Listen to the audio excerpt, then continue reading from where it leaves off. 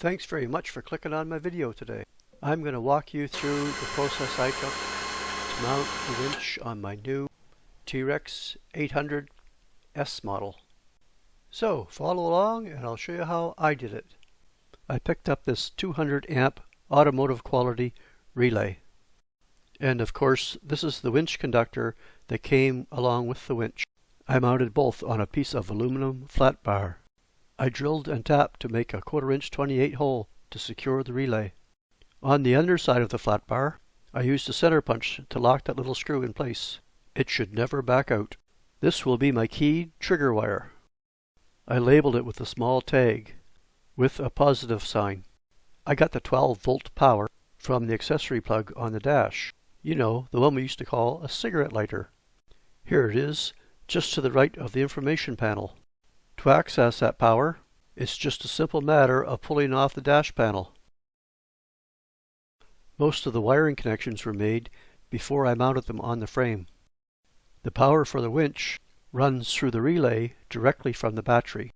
I mounted this assembly on the top frame strut as far as I could to the left, just under the right side fender, where I drilled a hole through the frame and secured the assembly to the frame with a 1/4 inch through bolt and lock nut.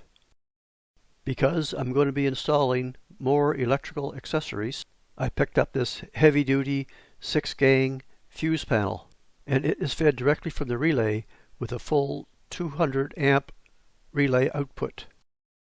So now the winch is triggered from this fuse box. In this case, the winch is just triggered. The winch will get its running power directly from the relay. I mounted the fuse panel to the right side of the fan guard with a couple of very short self-threading screws into the plastic. This winch has a wireless remote control. This is the wireless remote transmitter receiver. I mounted it the very same way on the fan guard just to the left of the new fuse panel. Here you can see its relative position sitting just on top of the fan guard to the left of the fuses, and it is triggered by one of the new fuses as well. This is the in and out toggle for the winch. It's the one that came with the winch. It had a handlebar mount.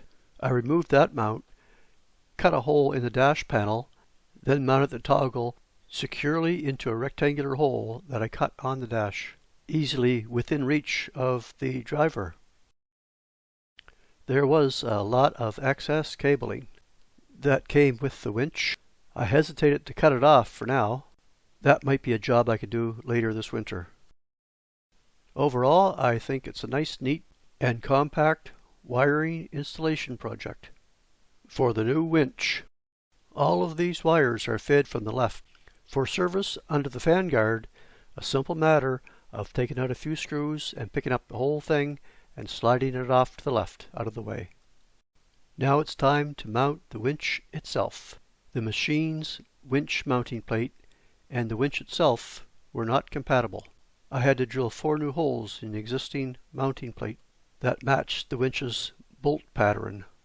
Now this is where you need to exercise a little caution.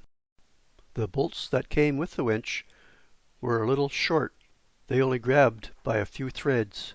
You need a minimum of the bolt's diameter worth of threads for a full torque. This is the wireless remote control. I did buy the remote separately, but it was manufactured by the same company that made the winch, which made installation a little easier. The installation now is totally complete. Let's go turn on the key, give this a try. Push this little button and just see what happens. Woo! It works! Hey guys, thanks very much for watching. I'm no electrician. Just follow a few basic wiring fundamentals and you can do it too. And if you like the content of this video, please consider subscribing. Thanks a lot. Catch you on the next one.